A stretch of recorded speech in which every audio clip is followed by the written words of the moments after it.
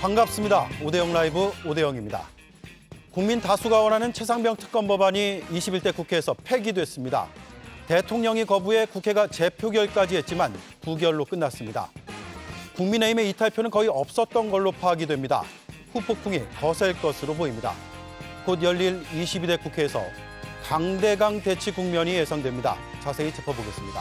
먼저 이수진 앵커가 한 줄 뉴스 정리해드리겠습니다. 네, 21대 마지막 본회의에서 최상병 특검 법안이 끝내 국회 문턱을 넘지 못했습니다. 민주당은 의회 참사의 날로 기억될 것이라며 강하게 비판했습니다. 본회의가 열리기 전 해병대 예비역들은 국민의힘 회의장을 찾았습니다. 특검 법안을 통과시켜달라며 고개를 숙였는데 결국 부결되자 울분을 터뜨렸습니다. 한동훈 전 위원장이 당대표에 출마를 안 할 거라고 했다. 황우여 국민의힘 비상대책위원장이 이렇게 말을 했다가 발언을 철회했습니다.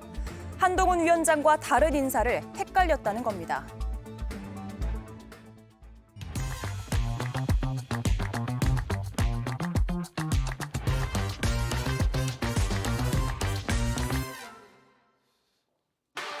자, 최상병 특검 법안 결국 폐기됐습니다. 먼저 투표 결과부터 보겠습니다.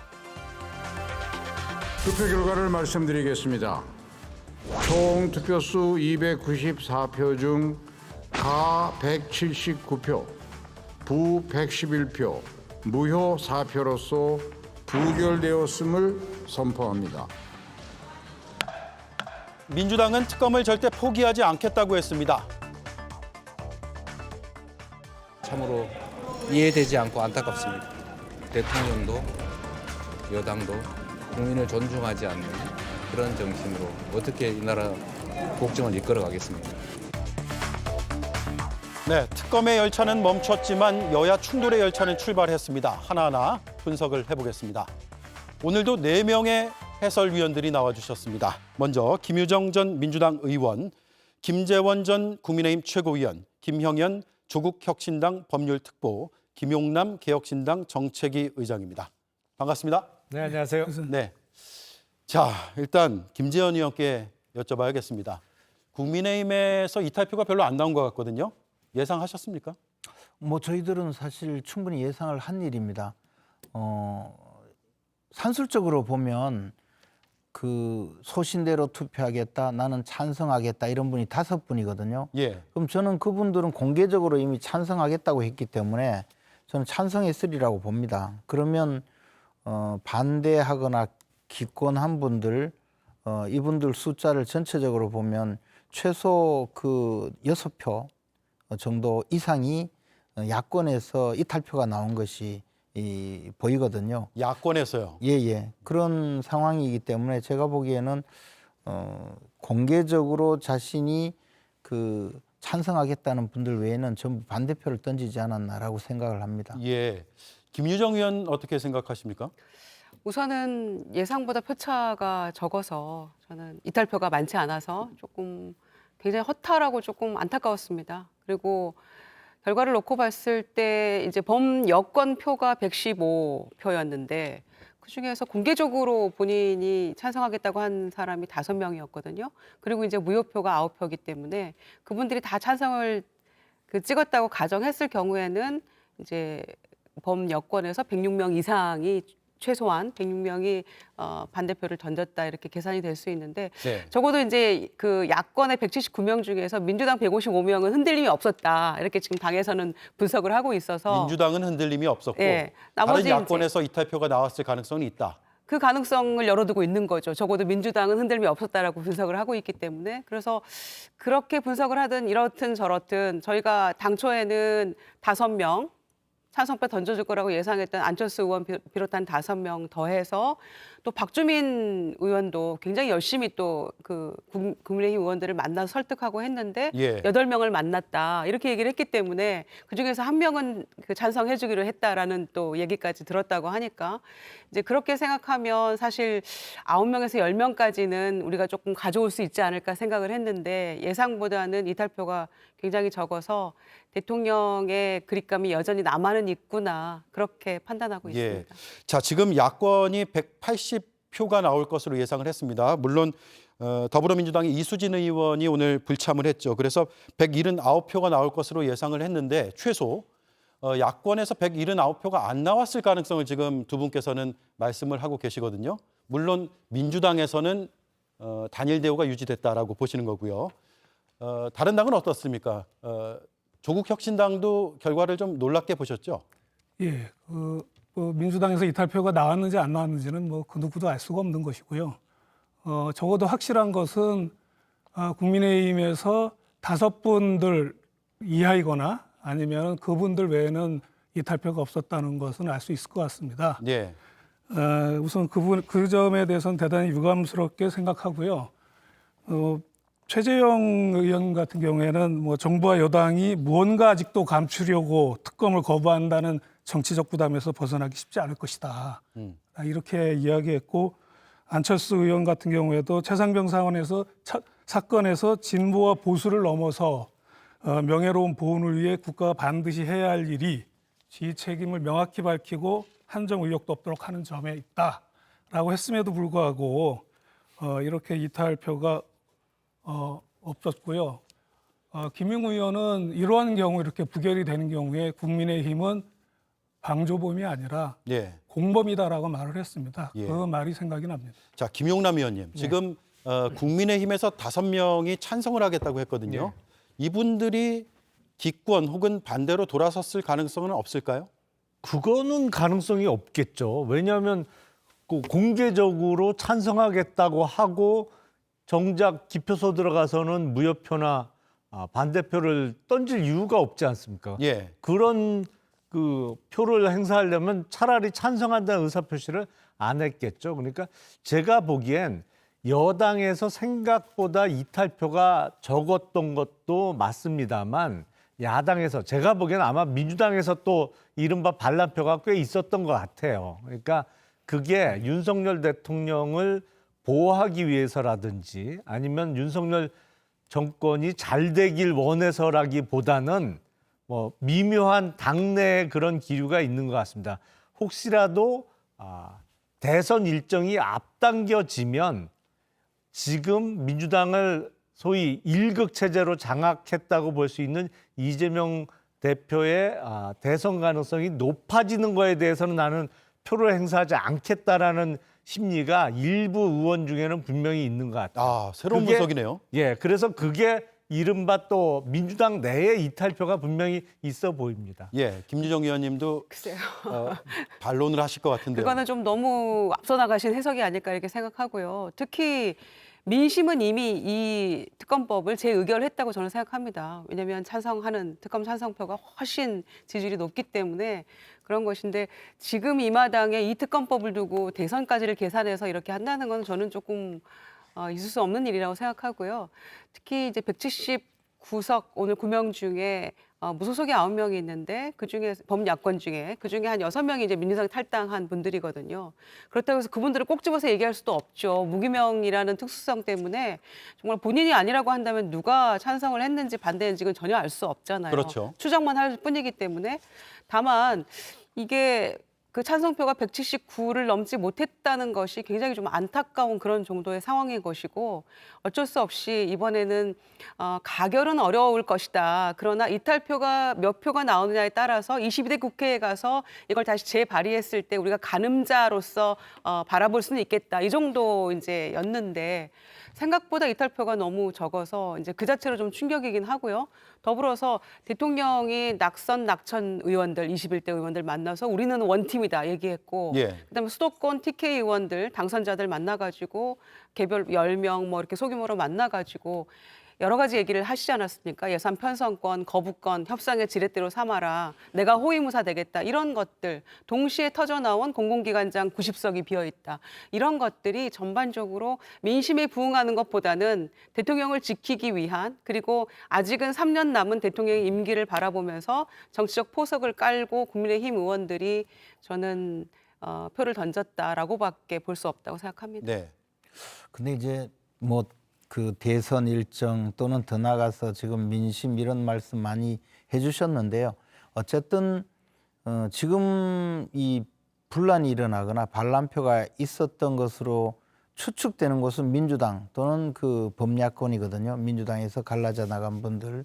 그럼 왜 이런 일이 벌어졌느냐가 뭐 비슷한 맥락일 수는 있지만 이재명 대표와 관련된 현재 민주당 상황을 좀 돌이켜 볼 수 있거든요.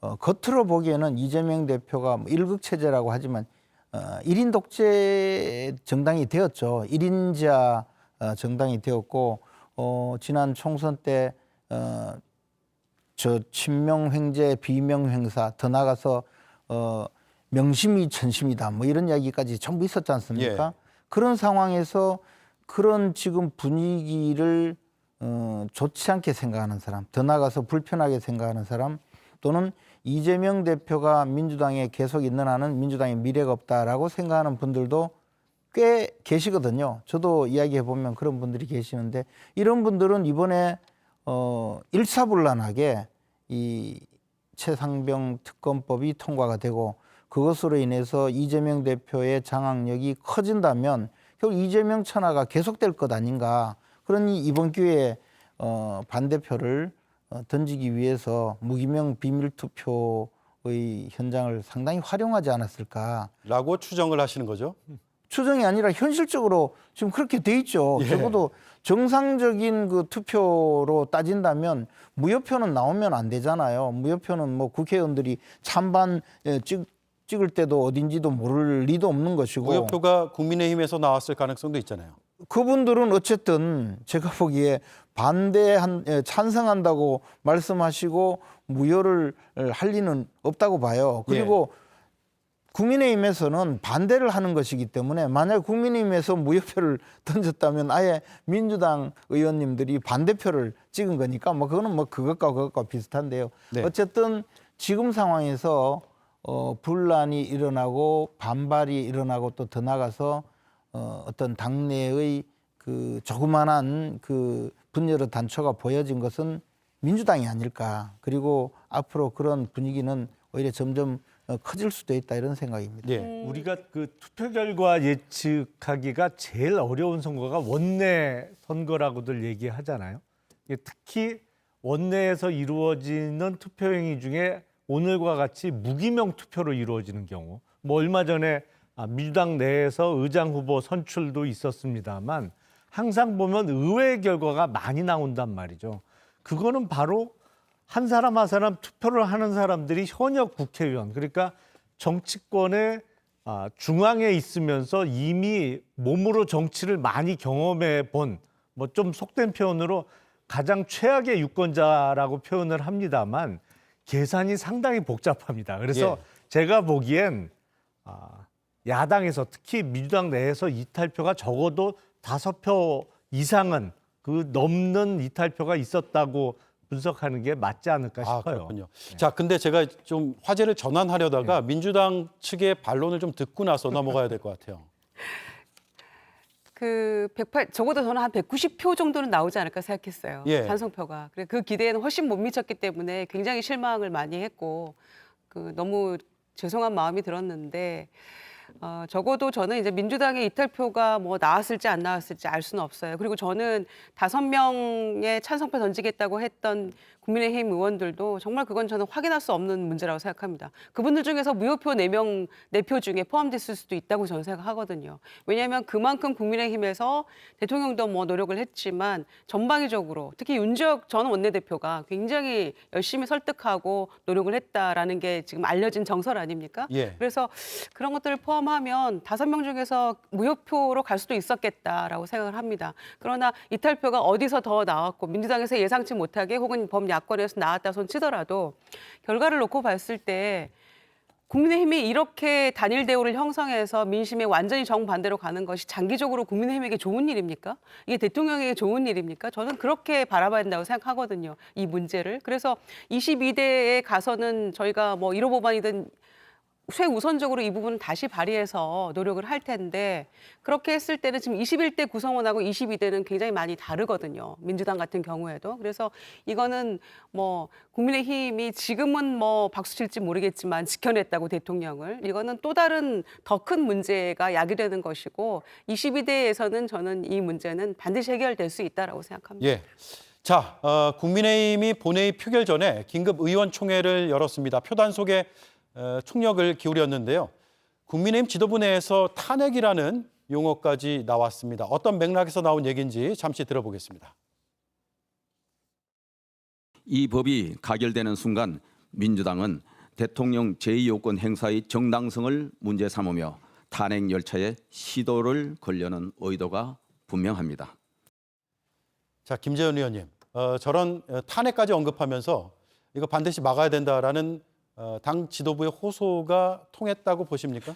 뭐 그런 것은 당연히 일정 부분 영향이 있을 거라고 생각합니다. 사실 국민의힘 내에서 지금 보수 진영 전체에서 과거 박근혜 전 대통령의 탄핵이 옳든 그르든 그 탄핵의 이 상처 또 탄핵으로 빚어진 이 보수 진영 분열의 그 후유증은 엄청났거든요. 그리고 그것이 오늘날까지도 완전히 치유되지 않은 상태에 있기 때문에 예. 사실 탄핵이라는 이야기 자체는 보수 진영 내지 국민의힘에서 씻을 수 없는 마음의 상처이죠. 그리고 그분 그 탄핵에 찬성했던 반대했던 그 여파는 여전히 있으리라고 봅니다. 그런데 이번 최상병 특검법은 사실은 민주당에서 주도해서 특검법을 주장하기는 하고 있지만 이게 일반적으로 알려지기는 최상병의 사망 원인을 반드시 찾아내겠다 이렇게 주장하지만 사망 원인을 찾는 수사가 아니라 사망 원인을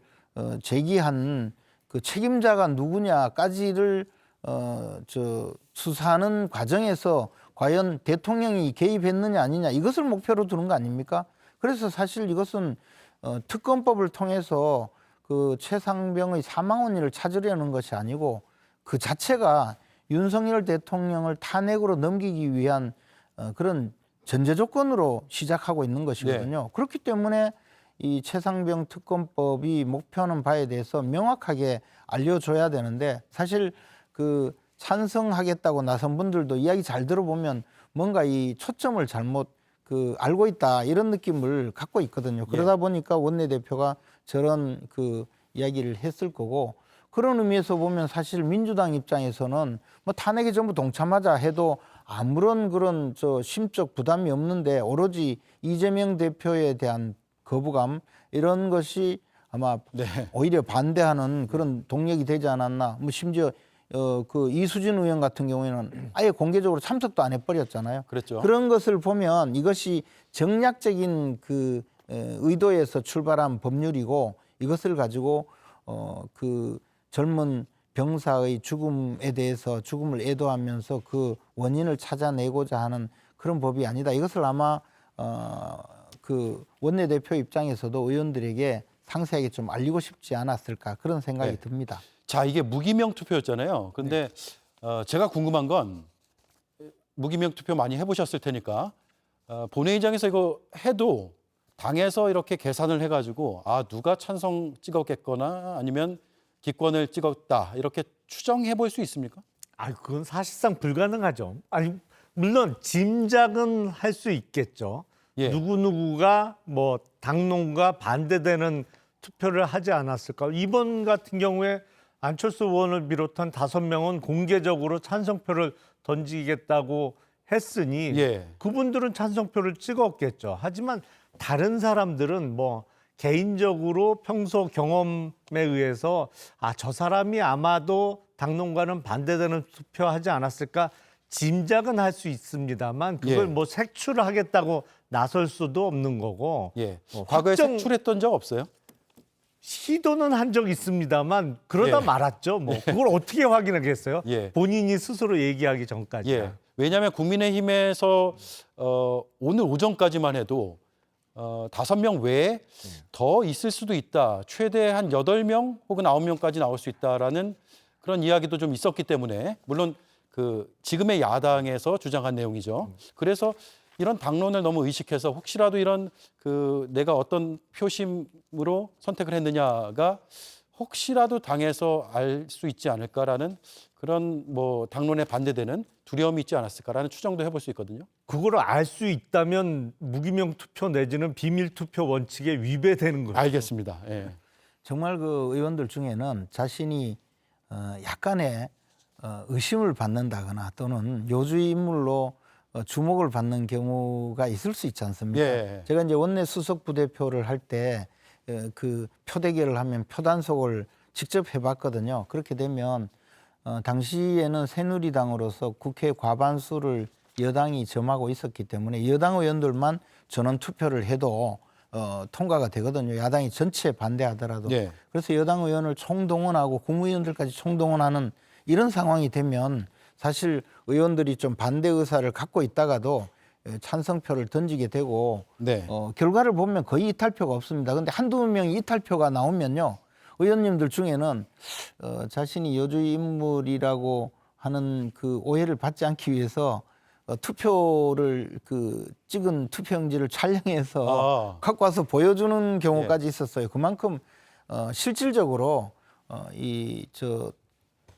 누가 반대표를 던졌는지 누가 찬성표를 던졌는지 알 수가 없을 정도 됩니다. 예, 그래서 그렇군요. 그걸 가지고 색출한다는 것은 현실적으로는 불가능합니다. 네.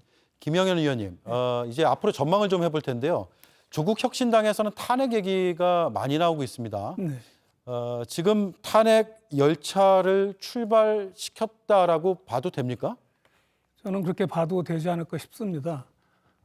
지금 일련의 사태는 그러니까 결론적으로 말씀드리면 대통령이 거부권 행사 자체도 위법 사유에 해당되고 수직적 당정 관계 하에서 당론으로 부결을 시키게 한 행위도 위법 사유에 해당됩니다. 왜 그런가 하면 그 최상병 특검법의 내용은 금방 김 의원께서 말씀하신 사망의 원인을 규명하지 않은 게 아니라 사망의 원인은 익사한 겁니다. 네. 더 규명할 것도 없고요.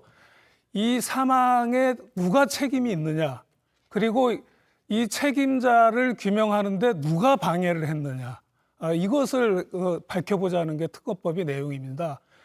그런데 여기에서 대표적으로 나오는 핵심 키워드가 대통령의 경로라는 것이죠. 네. 이 특검법은 대통령과 뗄래야 뗄 수 없는 관계에 있는 법입니다. 그런데 모든 공권력은 그 공권력을 부여한 목적이 있고 그 공권력을 행사하는 사람들은 그 목적에 부응하게 행사를 해야 됩니다. 네. 이것이 바로 공권력의 내재적 한계라고 하는데요.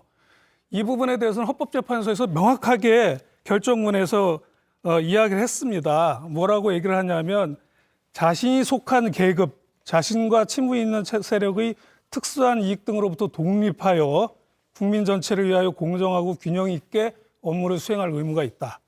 그리고 합헌적이고 정당한 법령에 따른 공권력의 행사라고 할지라도 그것이 본래의 목적을 벗어나 합리적 이유 없이 자의적으로 행사된다면 그러한 공권력 행사는 위법한뿐만 아니라 위헌적인 공권력 행사다. 네. 이렇게 이야기를 했습니다. 예. 자, 잠깐만요. 그 얘기보다 이제 앞으로의 전망 중에서 제가 지금 더 궁금한 거는 이거예요. 그러니까 22대 국회에서 특검 법안을 다시 한번 추진하겠다는 거 아니에요? 민주당에서도 그렇고 다른 야권에서도 그런데 의석 분포가 좀 달라졌습니다. 그래서 일단 가결 가능성은 상당히 큰데 그 뒤에 다시 한번 거부권 행사 한다고 하면 그 뒤에는 재표결 뒤 가결 가능성 지금보단 높을까요?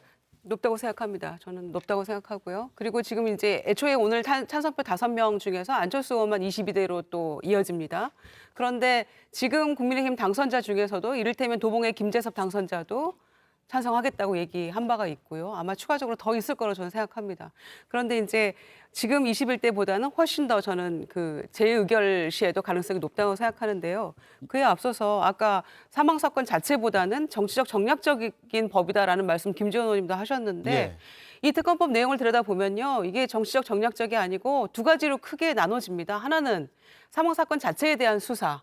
두 번째가 수사 방해나 은폐 의혹에 대한 수사 두 가지입니다. 그러니까 전혀 그 순직 자체에 대한 내용 없이 무슨 은폐와 이거에만 집중하는 거냐, 그러니까 정치적 정략적인 법 아니냐, 이렇게들 얘기하시는데 전혀 그렇지 않다는 말씀드리고요. 저는 이제는 22대 그 원내 구성원들도 21대하고는 또 달라졌습니다. 예. 그랬기 때문에 저는 22대에는 훨씬 더 가능성이 높아졌다고 생각하고요. 그리고 지금 이 거부권을 또다시 대통령이 행사했을 경우에 총선 결과를 놓고 대통령이 과연 민심에 이렇게 부응 안 하면 더 어려워질 것이고 국민의힘도 더 곤란해질 거라고 저는 생각합니다. 지지율도 더 추락할 수 있을 거라고 생각하고요. 그래서 거부권 행사 자체가 훨씬 더 대통령 스스로도 어려워지고 좀 더 숙고하게 되는 그런 상황이 올 거기 때문에 저는 22대 가서는 훨씬 더 가능성은 높아졌다라고 판단합니다. 네. 자, 첫 번째 주제 여기까지만 하고요. 다음 주제로 넘어가겠습니다. 한 위원장을 제가 한번 만났거든요. 그랬더니 그렇게 유연한 사고를 하시더라고요. 나온대요, 안 나온대요? 누구예요? 한동훈 위원장이요? 안 나온다고 그랬어요. 네, 이 발언은 정가를 발칵 뒤집어놨습니다. 그러자 곧바로 착각을 했다는 해명이 나왔습니다. 황우여 위원장은 한동훈 전 위원장을 만난 사실이 없고 조정훈 위원장을 언급하려던 거였다라고 말이죠. 한동훈과 조정훈 딱 한 글자를 빼면 전혀 다른 이름입니다. 내가 말한 훈이가 그 훈이가 아니었다는 황우여 위원장의 말. 단순한 말실수라고 봐야 할까요? 아니면 비밀이 무심코 튀어나온 걸까요?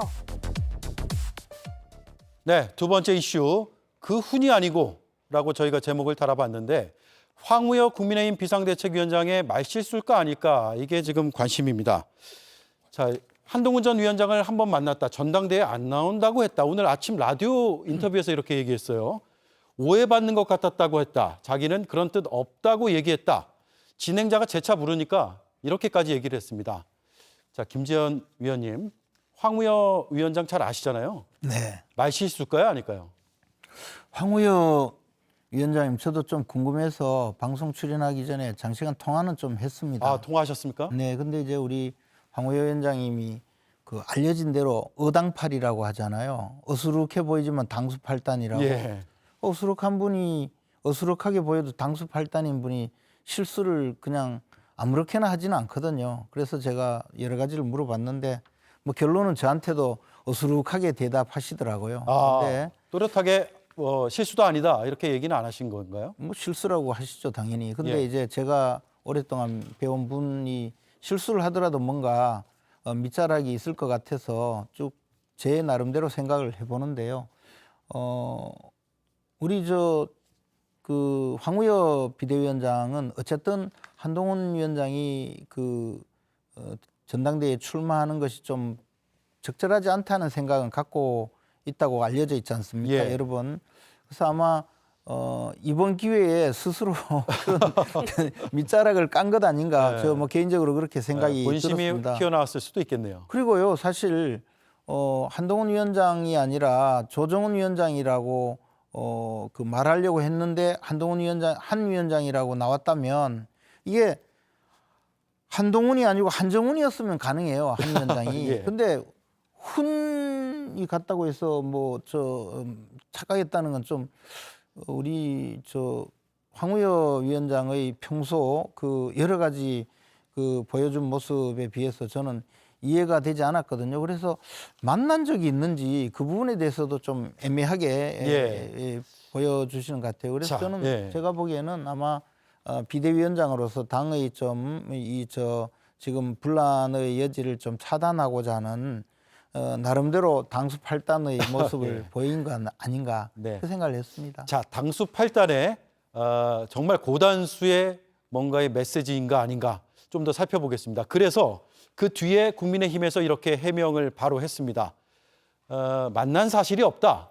조정훈 위원장이 백서 제작에 부담을 가져서 출마하지 않는다는 내용을 언급한 것이지, 그러니까 조정훈이지 한동훈이 아니다. 그 훈이가 아니다라고 국민의힘에서 해명을 했습니다. 그런데 조국혁신당에서 지금 한동훈 위원장 탄핵안을 내겠다고 하잖아요. 예. 아, 탄핵안이 아니죠. 특검 법안을 내겠다고 하는 거잖아요. 이 소식 처음 들으셨을 때 좀 놀라지 않으셨어요? 글쎄요. 저것은 뭐 그 다른 당의 어떤 일이라서 뭐 그 부분에 대해서 특별히 놀란 건 없고요. 저걸 보면서 뭐 김재원 의원님 아마 추측하신 게 저도 맞지 않을까 싶습니다. 예. 다만 좀 다른 것은 이게 그 뜻이 황우여 비대위원장 본인의 뜻이 아니라 대통령의 뜻이 아닐까 싶습니다. 대통령의 뜻이요. 예, 예. 그러면 대통령의 뜻이 그러하기 때문에 실수를 가장하여 저런 이야기를 했다라고 봐야 될까요? 예. 예. 김용남 의원님 어떠세요? 그래서 그 별명이 황우려 위원장님의 별명이 어당팔인 건 맞는데 예. 그 물론 이름이 훈자 빼고는 완전히 다르잖아요. 뭐 동훈이 아니고 정훈을 내가 얘기한 거다 그러는데 성도 다르기 때문에 그렇죠.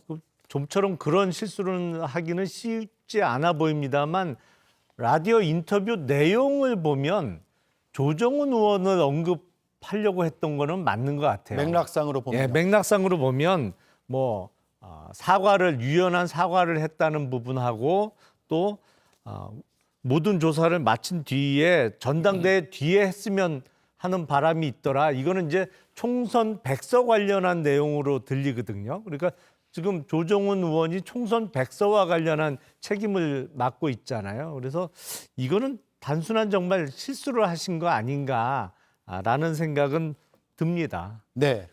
자, 한동훈 전 비대위원장이 국민의힘의 전당대 출마 거의 기정사실화되는 분위기인데 오늘 오전에 이런 보도가 나왔습니다. 지구당을 부활해야 된다. TV조선 보도인데요. 한 전 위원장이 당선자, 낙선자들을 최근에 만나서 이런 얘기를 했다고 합니다. 김유정 위원님, 네. 지구당이 뭡니까? 그러니까 각 지역마다 이를테면 마포갑, 마포을 지역이 있으면 지역마다 있는 당사라고 보면 되죠. 지역위원회. 지역의 당사. 당사. 그러니까 지구당이라고 예전에는 이제 당협위원장 지금은 이렇게 얘기합니다만 그때는 지구당 위원장 이런 식으로 표현을 했었거든요.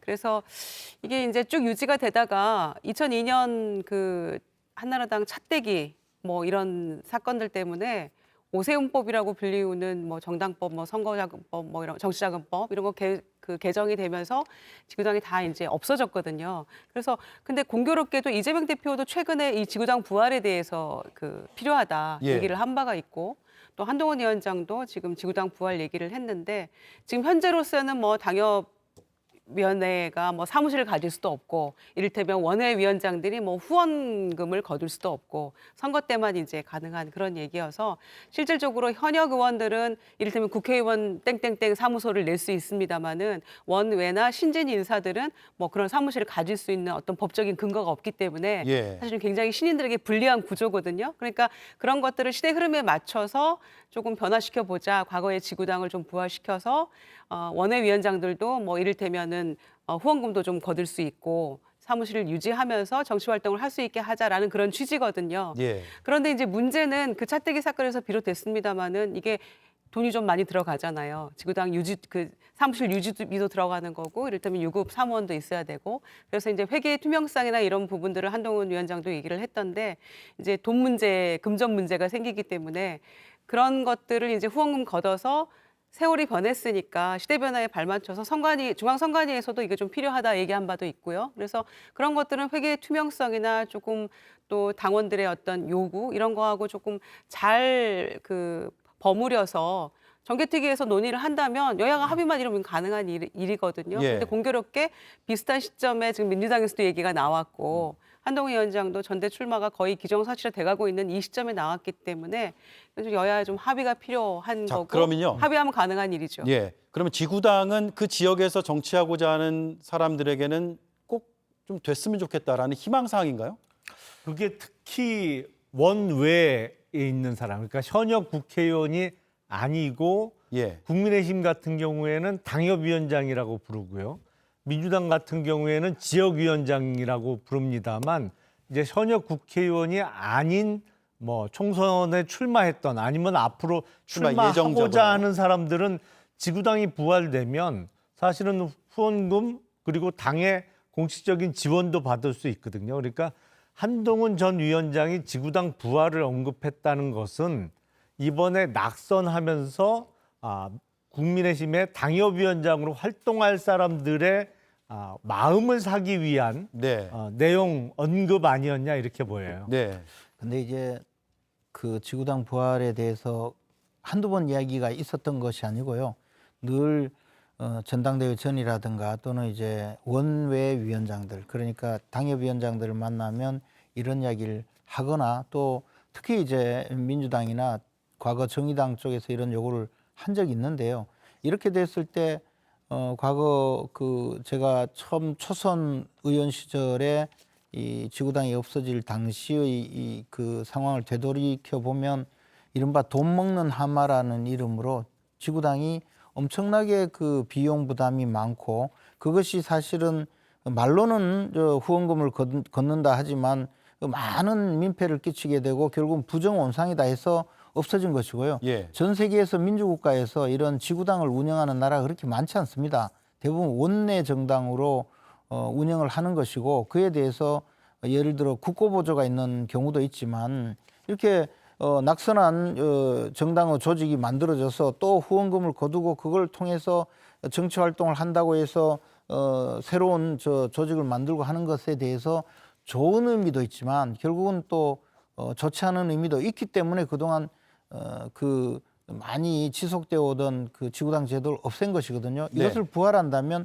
반드시 첫 번째는 돈 문제가 있다는 거, 그리고 그 돈 문제는 결국은 국민의 부담으로 온다는 거, 그리고 두 번째는 그것이 국고보조금도 포함이 된다는 거, 결국 이제 국민의 세금이 들어간다는 그런 두 가지 의미가 있거든요. 근데 네. 그것을 눈을 감고 단순히 이제 전당대회를 앞두고 원외위원장들, 이번에 낙선한 분들에 대해서 위무 차원에서, 위로 차원에서 이런 제안을 했다면 그것은 현실적으로 실현 가능성이 높지 않다. 네. 그런 생각입니다. 자, 실현 가능성이 높지 않아 보이는 것을 던져서 표심을 일단은 사겠다라고 했다면 결국 전당대회 출마는 거의 기정사실화 되는 거네요. 제가 보기에는 뭐 거의 전당대회는 이미 출마하는 것을 전제로 활동하고 있다고 생각합니다. 다만 한동훈 위원장도 정치 현장에서 잠시 경험을 했지만 자기 스스로 정치 일선에서 자기 결정으로 나와서 자기 결정으로 어떤 그 활동을 해본 적이 없거든요. 네. 그렇기 때문에 이번에 내가 출마를 해서 당대표가 되겠다는 생각은 하겠지만 그것을 현실화하기에는 여러 가지 난관이 있고 고려 사안이 있을 겁니다. 저는 그 과정에서 지금 하나씩 검토 중에 있는 것이고, 네. 출마는 뭐 거의 기정사실화되어 있다고 생각을 네. 합니다. 그동안의 행보가 그랬죠. 총선 참패 책임지고 물러난 이후에 모습도 많이 목격이 됐고 길거리 걷는 모습도 있었고요. 또 양재도서관에서 책 읽는 모습도 있었고 한 식당에 방문을 했는데 강남의 한 식당인 것 같습니다. 사진이 찍혔습니다. 그리고 현안에 대한 입장도 밝히기로 했죠. 자, 그래서 이제 전당대회 출마 선언만 남았다라는 얘기들이 많은데 조국혁신당에서 상당히 한동훈 위원장을 예의주시하고 있잖아요. 네, 그렇습니다. 언제쯤 어떤 모습으로 나타날 거라고 보십니까? 글쎄요, 저도 뭐 정치 신인인데다가 그 검사 한동훈의 행동 양태에 대해서는 잘 알지만 정치인 한동훈의 행동 양태에 대해서는 사실 잘 알지 못합니다. 예. 그 부분은 좀 예측하기가 어렵습니다. 예. 자, 전당대회가 7월 말에서 8월 정도로 지금 예상이 되고 있는데 김용남 의원님, 어느 시점이 가장 극적 효과를 위해서는 좋다고 판단될까요? 한동훈 전 위원장에 대해서는 전당대회 출마 관련해서 당 내에서도 찬성 의견도 있습니다만 반대 의견도 만만치 않잖아요. 예. 그러니까 아무래도 미리 출마 선언을 하는 것보다는 후보 등록 시점쯤에서 극적인 효과를 노리면서 하지 않을까 싶습니다. 그리고 예.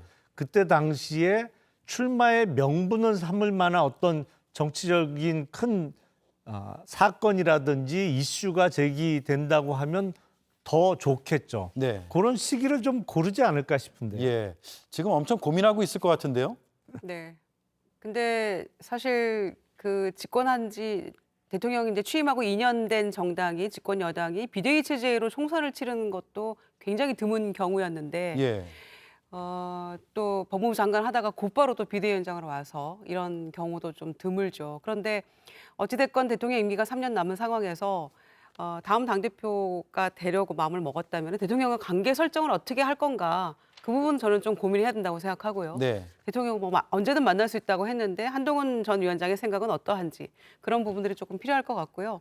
그러면서 동시에 지난번 총선 치르면서 단 한 번도 어떤 개별 인터뷰, 당 대표로서 총선을 진두지휘했잖아요. 총괄 선대위원장으로. 그런데 인터뷰를 한 번도 한 걸 본 적이 없어요. 관훈 클럽 토론에 한 번 갔고, 아니면은 기자가 이제 그 이동하는 차 안에 잠깐 타서 그런 식의 어떤 간이 인터뷰 형태로 한 거 외에는 네. 정식으로 스튜디오 나와서 이런 식으로 당의 어떤 공약이나 당의 어떤 비전이나 반성이나 이런 걸 한 적이 없거든요. 그러니까 아마 그런 것들을 조금 차분히 준비하면서 등장을 하지 않는 이상은 지난 총선과 비슷한 양태로 갈 수 없을 거라서 대통령의 관계 설정, 그리고 언론과의 관계를 어떻게 설정해서 이제는 조금 다른 모습을 보여야지 좀 국민들이 그나마 설득이 될 거라고 생각하거든요. 네.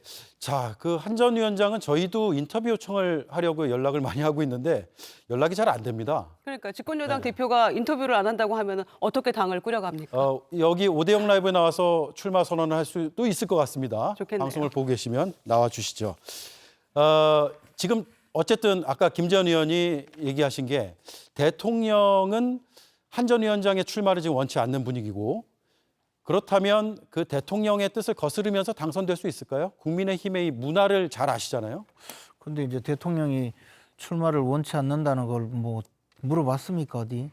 그것도 알 수도 없는 일이죠. 네. 그러나 어찌됐든 대통령과의 관계가 그렇게 썩 원만하지 못하다는 건 여러 가지로 보이거든요.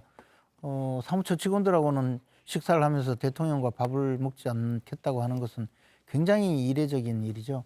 그러나 뭐 그렇다고 하더라도 역대 당대표들이요, 우리 국민의힘 과거 자유한국당, 새누리당, 뭐 한나라당 이렇게 역으로 갔을 때 대통령과 그렇게 원만하지 못한 당대표가 꽤 있었습니다. 예. 그중에 이명박 대통령 시절에 홍준표 대표도 그렇게 대통령과 원만하지 못했었고요. 예. 그다음에 그 박근혜 전 대통령이 비대위원장으로 등장할 때도 사실은 그 이명박 대통령 측과 그렇게 원만하지 못했고, 박근혜 대통령 시절에 사실 그 김무성 대표가 등장하는 과정은요 굉장히 드라마틱했죠. 그리고 그렇기 때문에 저는 당대표가 대통령의 지지를 얻어야 당대표가 된다고, 그리고 그런 문화에 있다라고 미리 규정하고 국민의힘을 보는 것은 온당치 않다고 봅니다. 그러나 알겠습니다. 어쨌든 그러나 대통령은 지분이 있죠. 그래서 이것을 이겨낼 수 있는 그런 지금 능력이 있다고 보면 출마를 할 거고요. 네. 좀 부담스러우면 또 마지막에 또 접을 수도 있고요. 없었던 일로 또 끝날 수도 있죠. 예. 자, 마지막으로 아주 짧게 김용남 의원께 여쭤보겠습니다. 나오게 된다면 당선 가능성, 지금 뭐 여론조사는 압도적인 것 같습니다. 어떻게 보세요? 근데 만약에 한동훈 전 위원장이 나오게 된다고 하면 이른바 친윤 후보를 누군가는 내세우겠죠. 네. 대통령실에서도 한동훈 위원장에 대해서는 사실상 비토를 하고 있는 입장이기 때문에 대항마로 누군가를 내세우고 그쪽에 힘을 실어주려고 노력을 할 겁니다. 그러다 보면 또 전당대회 룰을 건드릴 수도 있을 거고요. 뭐 물론 룰이 어떻게 조정되느냐가 가장 중요한 변수 중에 하나가 되겠습니다만, 글쎄요, 뭐 일합을 겨뤄봐야 알겠죠. 네. 승부는. 알겠습니다. 오늘 네 분의 말씀 여기까지 듣겠습니다. 저희는 다음 주 이 시간에 네 분 이대로 다시 뵙겠습니다. 고맙습니다. 네.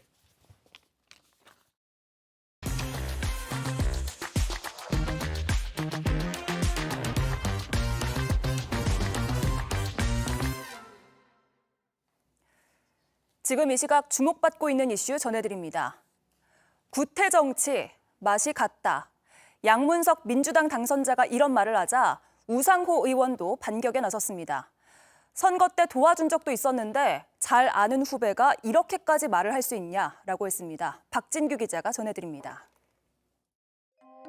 양문석 더불어민주당 당선자가 구태정치, 마시간 우상호라고 비난한 데 대해 우상호 의원이 선거 때 형님하면서 도와달라고 해서 도와줬던 사이인데 당황스럽고 놀랐다고 말했습니다. 양문석 당선자는 이틀 전 권리당원이 당내 원내대표, 국회의장 후보를 뽑는데 당연히 권한을 가져야 한다. 그래야 당원이 주인이라고 주장하면서 마시간 기득권, 마시간 586, 그중 우상호, 민주당 전통 운운하며 원내대표와 국회의장 후보는 국회의원의 몫이라고 우겨대며 또 내부 총질, 구태 정치질, 이제 좀 지겹다고 비판을 쏟아냈습니다. 우리 과거 통영에 출마했을 때 가서 제가 일부러 통영까지 가서 지원 유세까지 했던 그래도 형님 하면서 도와달라고 요청해서 가서 도와줬던 사이인데 이렇게 말할 수 있는 건가 하는 거에 대해서 아예 몰랐던 사람이 했으면 차라리 저 사람 누구지? 뭐 이러면 되는데 너무 잘 아는 후배가 이렇게 말하니까 되게 당황스럽고 놀라웠죠. 우상호 의원은 또 국회의장 뽑는데 당원이 투표한다고 해서 당원 중심 정당이 되는 거냐고 반박했습니다.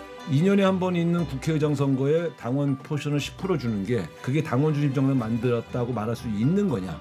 아니잖아요. 상시적으로 민주당의 운영과 흐름을 감시하고 보고를 받을 수 있는 정당 체제를 만드는 것이 당원 중심 정당이죠. 2년에 한 번 선거권 주는 게 무슨 당원 중심 정당이에요. 그러면서 당원 중심주의 정당을 만들기 위해 현재의 민주당을 완전히 뜯어고치자고 제언한 것이었다고 설명했습니다. 얼차려를 받다 사망한 훈련병에 대한 가혹행위 의혹이 커지고 있습니다. 완전 군장을 하고 선착순 뺑뺑이를 한 뒤 근육이 녹아내려 사망했다는 겁니다. 유요한 기자입니다. 육군 훈련병이 군기 훈련, 이른바 얼차려를 받다가 쓰러진 뒤 이틀 만에 숨진 사건과 관련해 사망 원인이 폐혈성 쇼크란 주장이 나왔습니다. 저희가 확인한 바에 따르면 폐혈성 쇼크고요.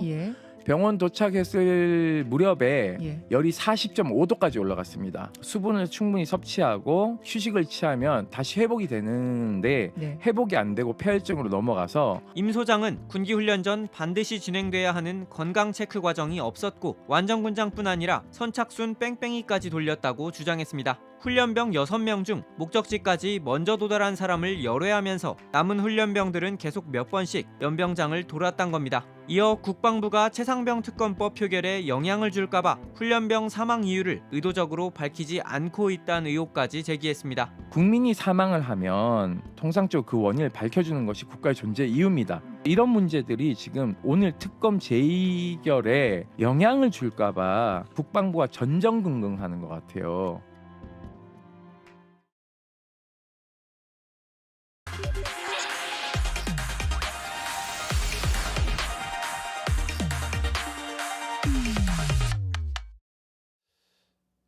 네, 오대영 라이브의 간판 코너입니다. 단도직입 시작하겠습니다. 오늘은 국민의힘 최연소 22대 국회의원 당선자 그리고 여당의 유일한 90년대생입니다.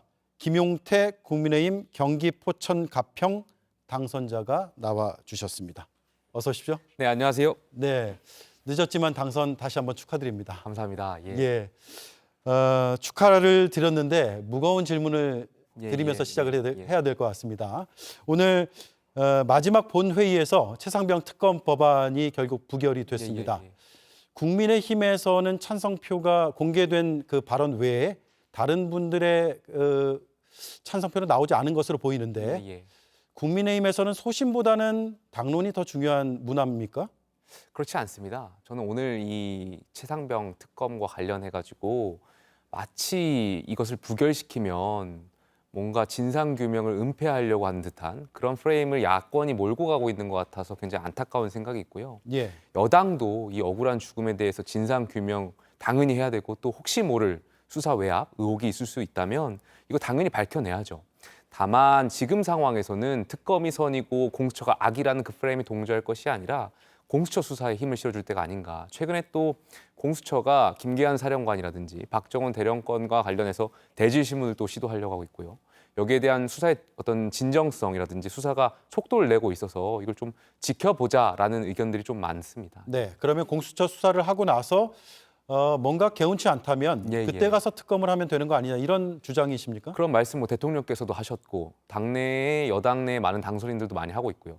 다만 제가 한 가지 더 주장하고 싶은 것은 어제 야당 민주당의 22대 당선인들이 공수처를 향해서 통신자료 확인 좀 입수해달라, 공수처가 여기에 대해서 확인해달라, 증거를 확보해달라는 그 요구를 했던 적이 있습니다. 저는 이 요구에 대해서 합당하다라고 생각되고요. 공수처도 여기에 대해서 이 통신 자료 확인을 좀 해서 증거를 확보해서 이 수사에 대한 진정성을 국민들께 보여드릴 필요가 있다고 생각되고요. 네. 만약에 이 사건, 이 최상병 건에 대해서 공수처가 제대로 수사하지 못한다면 좀 공수처 폐지까지도 고민해야 된다고 생각합니다. 네. 자, 그런데요. 이런 반론도 있습니다. 공수처에서 수사를 철저히 해서 결론을 잘 내리더라도 결국 기소권이 없기 때문에 검찰로 넘어가야 된다. 그런데 지금의 검찰은 윤석열 대통령과 가까운 인사들로 구성이 돼 있다. 그래서 기소가 잘 안 될 것이다. 이런 우려 섞인 반론이 있거든요. 근데 이게 자꾸 반범론적으로 들어가면 국민들 보시기에 굉장히 정쟁의 소지가 있는 것 같아서 눈살 찌푸실 것 같은데요. 그럼에도 불구하고 제가 주장하고 싶은 것은 민주당이 21대 국회에서 검찰개혁을 말씀하셨습니다. 네. 그것 중에 하나가 수사와 기소권을 분리하는 것이 이른바 글로벌 스탠다드라고 말씀하시면서 검수완박 법안을 통과시켰죠. 그러면서 탄생한 것이 공수처입니다. 그런데 이제 와서는 공수처가 기소 권한이 없다면서 이것이 수사 권한과 기소 권한이 있는 특검이 해야 된다라고 또 주장하고 있어요. 이것은 민주당의 그동안의 검찰개혁에 대한 주장과 일관성이 없는 말씀인 것 같고요. 네. 저는 계속 이렇게 방법론을 말씀드리면 국민들께서 여야의 정쟁으로 보실 것 같아서 좀 옳지 못하다라고 생각되고요. 다만 여당도 여기에 대해서 이제 공수처의 진정성을 좀 확인드릴 필요가 있고 더 나아가서 저는 이 사건의 단초가 결국에는 개정된 군사법원법에 있었다라고 생각해요. 박정훈 대령이 당시에 폭넓게 조사 대상자를 선정했었고요. 그 과정에서 이른바 언론에서 말하는 VIP 경로서 이런 것들 때문에 결국에는 사건의 단초가 시작된 거 아니겠습니까? 근데 저는 박정훈 대령이 그 수사 대상자를 넓게 잡은 게 저는 그분의 양심이었다고 생각해요. 그리고 최근에 대통령께서 기자회견을 통해서 이른바 왜 국방부 장관한테 이러한 원인, 그냥 결과적으로 생존자가 아닌 네. 이 어떻게 보면은 사망자에 대해서 구조 작업을 하는 데 있어서 왜 이렇게 무리하게 했느냐에 대한 질책을 했다고 하지 않았습니까? 그리고 군 통수권자로서의 이야기도 했고요. 그러니까 대통령의 당시 이 양심과 박정훈 대령의 양심이 다르지 않다고 생각하고 있고요. 지금 여당도 사법부의 판단이 있기 전에 박정훈 대령에 대한 여러 가지 기소권에 대해서는 좀 다른 해석들, 다른 이야기들을 많이 하셨으면 좋겠다 이런 생각이 있습니다. 자, 그러면 이렇게 한번 여쭤볼게요. 예, 예. 22대 국회에서 야권에서 아마 특검을 다시 한번 추진할 것 같습니다. 예, 그때 공수처 수사 결과가 어느 정도 나온 상황에서 국민적 요구가 있다면 그때는 김용태 당선자는 찬성표를 던지실 겁니까? 글쎄요, 그 공수처 수사 결과가 나오지 않은 상황에서 제가 가정을 또 염두에 두고 말씀드리는 것이 굉장히 어렵고요. 일단은 공수처 수사를 좀 지켜봐야 될 것 같고요. 공수처 수사가 결과가 좀 미진하다는 판단이 들고. 제가 뭐 특검을 주장하기 전에 대통령께서 특검을 스스로 하겠다라고 말씀하신 적이 있기 때문에 여기에 대해서 여당 당선인들이 다른 생각은 하지 않을 것 같습니다. 네. 자, 친분이 있는 천하람 당선자가 이런 얘기를 했습니다. 김용태 당선자가 조금 더 젊은 패기와 소신, 용기를 보여주기를 기대한다. 라고 하면서 이걸 덧붙였습니다. 거의 친윤인 것 같다. 친윤 맞습니까? 늘 저는 같은 이야기를 하고 있는데요. 어떤 것에 따라서 친윤이냐 비윤이냐 이 친윤 간별사가 계속해서 나오시고 있는 것 같아요. 그러니까 제가 최근에 대통령하고 이제 오찬한 것을 두고 이제 이른바 친윤이라고 이제 해석하시는 분들도 계신 것 같은데 참 어이가 없는 것 같습니다. 제가 이준석 대표 시절에 대통령하고 오찬을 하고 그 당시에도 똑같이 SNS에 사진을 대통령하고 찍은 사진을 올리면서 윤석열 정부의 성공을 위해서 열심히 하겠다는 말씀 드린 바 있습니다. 그때는 저보고 반윤이라고 프레임을 몰더라고요. 근데 지금은 이제 오히려 친윤이라고 또 프레임을 또 씌우더라고요. 그냥 이 규정 짓는 것은 뭐 그냥 프레임 정치 기술적인 측면이라고 생각되고요. 그것에 뭐 동조하기보다는 아마 천하람 당선인도 당내에서 제가 개혁적이고 이런 목소리를 내기 위해서 아마 그런 부탁을 드렸던 걸로 알고 있고요. 그 부탁에 있어서 제가 같이 혁신 경쟁할 수 있도록 노력할 수 있도록 하겠습니다. 지금은 좀 갈등이 해소가 됐습니까? 천하람 당선자하고? 갈등 해소됐다라고 생각하는데 그 천하람 당선이 이제 한 라디오에 나와서 저를 비판하고 그 다음 날인가요? 며칠 있다가 저희가 커피를 마셨습니다. 근데 커피를 마시고 여러 가지 사적인 담소를 나누다가 다음 날 또 한 라디오에 나와서 또 비난을 하시더라고요. 그래서 글쎄요, 뭐 왜 그러시는지 잘 모르겠는데 물론 이제 개혁신당이 이제 반윤의 기치 아래서 만들어진 정당이고 제가 당에서 계속 혁신을 말씀하고 있다 보니까 저와 차별화된 목소리, 저를 계속해서 뭔가 그 개혁신당의 표현대로라면 구태로 몰아야지만 본인들의 정체성, 그리고 본인들이 굉장히 선명한 개혁이라는 것이 오는 것 같아서 아마 그런 프레임을 계속해서 설정하시는 것 같은데 예. 어찌 되었든 그 뭐 목적이 뭐가 되었든 개혁신당의 그런 주장에 있어서 제가 같이 혁신 경쟁하자라는 뜻으로 이해하겠습니다. 네. 이준석 전 대표하고는 지금 연락을 하거나 뭐 의사소통을 하고 있지는 않습니까? 최근에 그 천하람 당선이 나고 차 한 잔 마실 때 이준석 전 대표도 같이 함께 했습니다. 아, 그렇습니까? 예, 예, 예. 네. 한동훈 전 비대위원장의 출마 여부는 지금 초미의 관심사입니다. 예, 예. 아까 저희 그 패널들과 분석을 했던 결과는 예, 예. 거의 100% 출마다라는데 출마할 걸로 봅니까? 뭐 제가 비대위원으로서 뭐 말씀드리는 것은 글쎄요, 저는 원론적으로 당권 주자들이 많았으면 좋겠습니다. 예. 한동훈 전 위원장뿐만이 아니라 지금 거론되고 계신 많은 분들 당권 주자들 나오셔서 저희 집권 여당이잖아요. 국민의 먹고 사는 문제, 또 대한민국 앞으로 어떻게 나가야 되는지에 대한 미래 그런 개혁 어젠다들 그런 거 토론하는 것 자체가 저는 네. 여당의 전당대회가 흥행될 거라고 생각되고요. 이것이 지금 민주당도 8월에 전당대회를 예정하고 있는데 민주당은 오히려 지금 이재명 대표를 연임할 거냐 말 거냐 가지고만 논의하고 있는 거 아니겠습니까? 1인 체제로 갈 거냐 말 거냐 계속 논의하고 있는데 거기에 대비돼서 국민의힘이 훨씬 다양하고 많은 분들이 당권 주제에 나오고 있는 것 같아서 저는 긍정적으로 해석하고 있습니다. 네.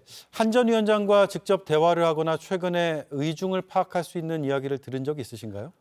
총선 이후에 예. 그냥 수고했다라는 그러니까 그때 비대위원장 신분이었으니까 비대위원장으로서 그냥 전화를 한번 받은 적이 있고요. 그 예. 이후에는 따로 만나 뵙거나 뭐 전화한 바가 없습니다. 네. 예, 예. 대통령과 초선 당선자들의 식사 자리가 있었죠. 예, 예. 네, 그 자리에서 민심을 담은 쓴소리를 혹시 하시지는 않았습니까? 저는 대통령께 많은 분들 만나셨으면 좋겠다라고 했어요. 많은 분들이요. 예, 예. 특히 국민들과 소통을 하겠다라고 대통령께서 강조하셨는데 그 시작점을 국회의원들과 여야 가릴 것 없이 많이 만나셨으면 좋겠다 이런 말씀 좀 드린 바가 있고요.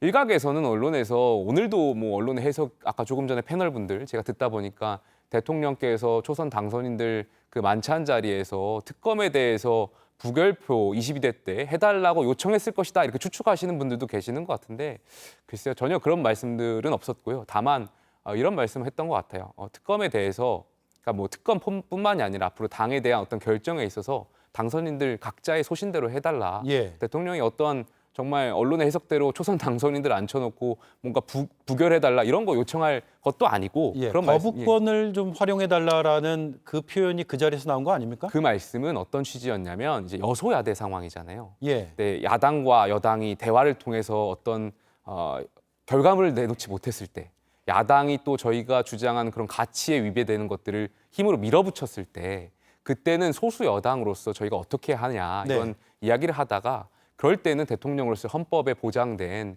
이제 제2요구권이 있다라는 것을 좀 말씀하시면서 그런 취지의 말씀이었습니다. 네. 예, 예. 자, 벌써 마지막 질문인데요. 네, 예. 저희가 쇄신과 직원 이런 이미지가 있으시다 보니까 이 질문을 마지막으로 드릴 것 같습니다. 용산에 노를 할 수 있는 사람이 되겠다라는 말씀을 하신 걸로 알고 예, 있는데 예. 이 자리에서 용산에 직원을 하나 한다면 예. 어떤 직원을 하시겠습니까?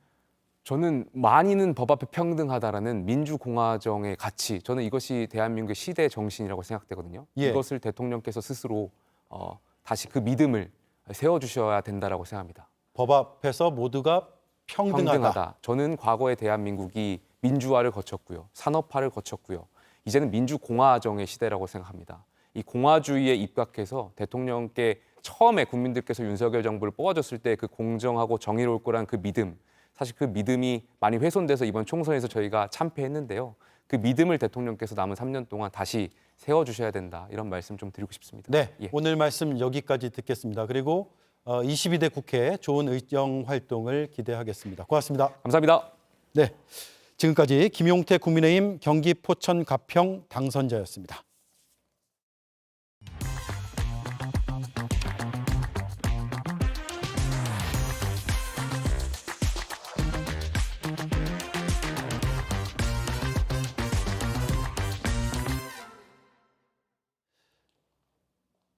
책임은 부하들이 지고 선처는 윗사람이 받았다. 사고 뒤 9개월. 이젠 특검이 필요하다는 생각도 무리가 아니지 않은가?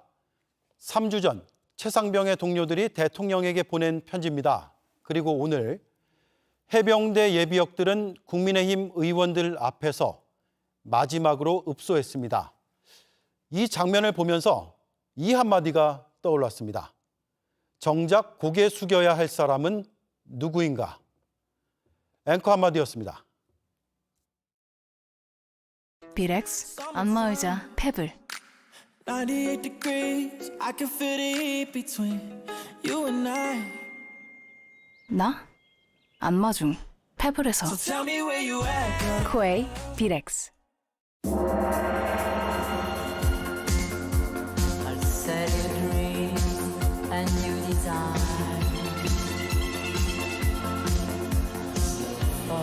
코코 맘모자, 샤넬. 그는 멋스럽다, 자유롭다. 그녀 자신 있다, 매력 있다. 옷으로 당신을 말하다. 파크랜드. 프렐린. 안마가 끝났습니다. 안마 후에도 안전하게. 국내 최초 리클라이닝 안마 베드. 코웨이 비렉스. 오대영 라이브 마치겠습니다. 고맙습니다.